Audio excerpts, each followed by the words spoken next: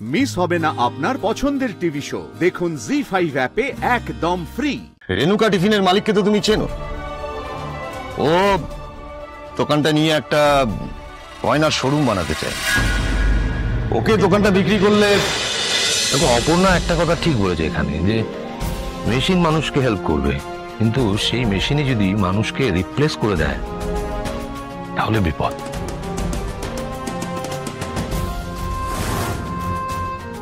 তুমি একবার ভেবে দেখো, এই রোবট এখন যদি সায়েন্টিস্টদের চালনা করতে শুরু করে তাহলে তো তোমাকে আর কোনো কাজে লাগবে না, তাই নয় কি? হ্যাঁ স্যার, ঠিকই স্যার। আমি তো সেভাবে ভাবিনি। আমি আমার নিজেরটা ভেবেছিলাম। আমার ইনভেনশন নিয়ে এতটা আনন্দে ছিলাম, আমার মাথায় কিছু আসেনি। আমি আমার এই মেশিনে এমন একটা টেকনোলজি ইউজ করবো যাতে মানুষের কাজে হেল্প করবে, মানুষের কাজ থেকে সরিয়ে নেবে না। Thank you sir, thank you very much আমার চোখ খুলে দেওয়ার জন্য। আছি স্যার।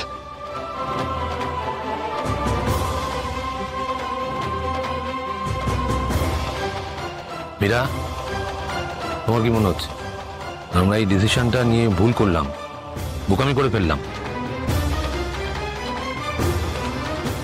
এখন যদি মেশিন, রোবট এগুলো যদি আমাদের কাজ করে ফেলে তাহলে তো তোমার চাকরিটাও থাকবে না। লাভ লস এইগুলো ছাড়াও না আমাদের কিছু ভাবতে হবে, সেগুলো আগে ভাবা উচিত। একটু ভেবে কথা বলো। Good job Aparna, good job. Thank you sir.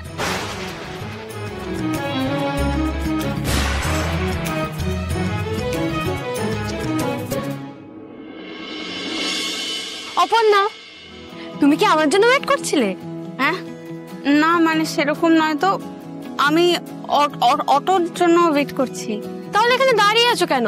একসঙ্গে যাই, চলো। আমিও তো অটোতেই যাব, একই দিকে। ও, অটোতে যাবে? না মানে আমার তো একটা কাজ আছে, আমি না একদম ভুলে গেছিলাম, আমার সেই কাজটা করতে হবে। তুমি যাও। হ্যাঁ, তো খুব জরুরি কাজ কি? একসঙ্গে গেলে একটু গল্প করতে করতে যেতাম আর কি। আজ একটু ফিরতে আমার দেরি হবে, তুমি যাও না। ওই তো অটো, যাও যাও, আমি আসছি। Tata tata.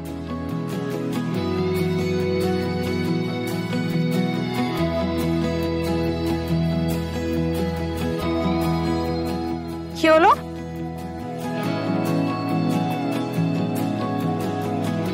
এখনো আসছেন না কেন? এই সময় তো উনি এই রাস্তা দিয়ে যান। একবার শুধু দেখতাম ওনাকে দেখার জন্য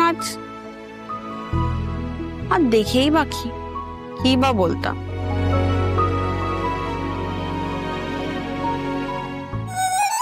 তো আসছে, বুঝতে দেওয়া যাবে না ওনার জন্য দাঁড়িয়েছে। Focus Apu, focus.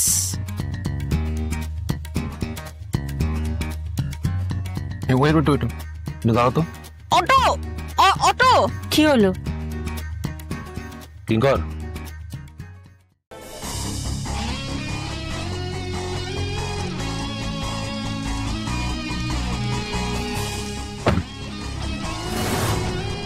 এমনি প্রবলেম হবে না? স্যার, ওই অটোর জন্য ওয়েট করছি।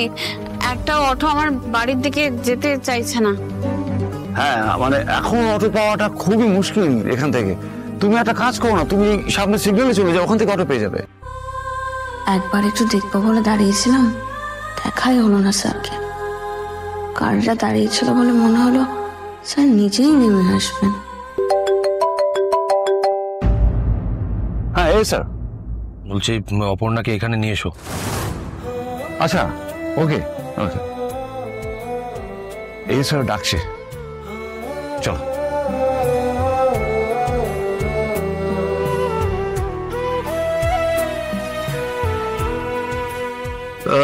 একটা অটো পাচ্ছে না। আমি বললাম সামনে সিগন্যাল এগিয়ে যেতে, ওখান থেকে হয়তো অটো পেতে পারে। অটো পাচ্ছি, কিন্তু কোন অটোই আমার বাড়ির দিকে যেতে চাইছে না। হ্যাঁ, ওটাকে না পাওয়াই বলে। তুমি উঠে এসো, আমি তোমাকে ড্রপ করে দিচ্ছি। স্যার মানে কোনো দরকার ছিল না, আপনার তো অসুবিধা হবে? আমার কোনো অসুবিধা হবে না বলছি তো। এসো, উঠে এসো। কি হলো মীরা, তুমি কোথায় যাচ্ছ? না, ওকে ড্রপ করে তারপর আবার আমাকে ড্রপ করবে, অনেকটা ঘোরাঘুরি হয়ে যাবে, আমি চলে যাব। ডোন্ট আমি ড্রপ করে দিচ্ছি।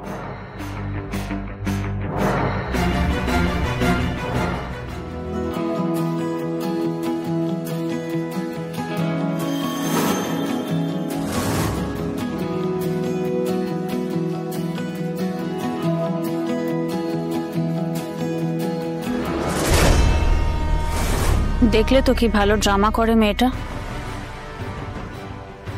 হ্যাঁ, আমি শুধু অপর্ণাকে নয়, আমি এসআরকেও দেখছি জল অনেক দূর গড়াবে বলে মনে হচ্ছে।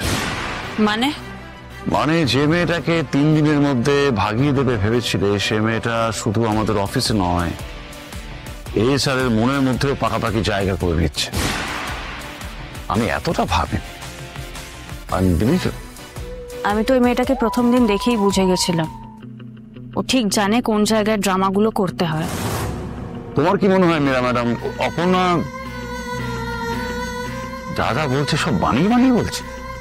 রাস্তায় অটো পাচ্ছি না, পেলেও অটো যেতে চাইছে না, এগুলো তোমার মনে হয় সত্যি বলে? ও আসলে এখানে ওয়েট করছিল, প্ল্যানিং ছিল এসআর এর গাড়িতে ওঠা। এসব অটো পাচ্ছি না, এসব ড্রামা এগুলো। আর এই অপর্ণার মতন মেয়ের আগেও আমি অনেক দেখেছি কিঙ্কর, খুব ভালো মতন চিনিও। ওই মেয়েটা খুব ভালো মতন জানে ও কি করছে আর কি করতে চাইছে।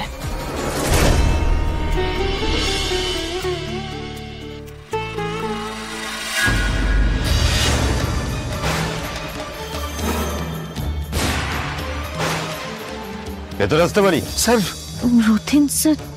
স্যার আপনি স্যার আসুন, স্যার আসুন আসুন স্যার আসুন আসুন।